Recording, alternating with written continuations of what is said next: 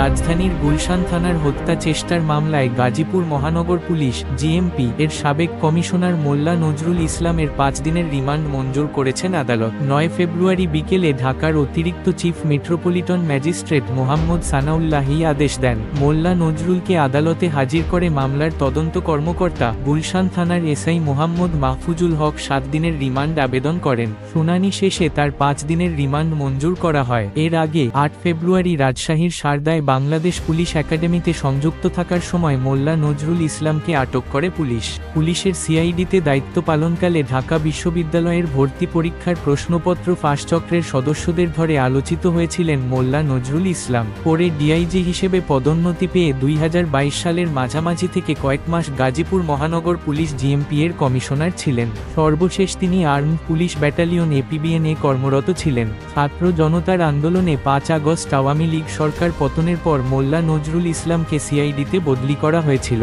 পরে তাকে রাজশাহী সারদা পুলিশ একাডেমিতে সংযুক্ত করা হয়। তখন থেকে সেখানেই ছিলেন তিনি।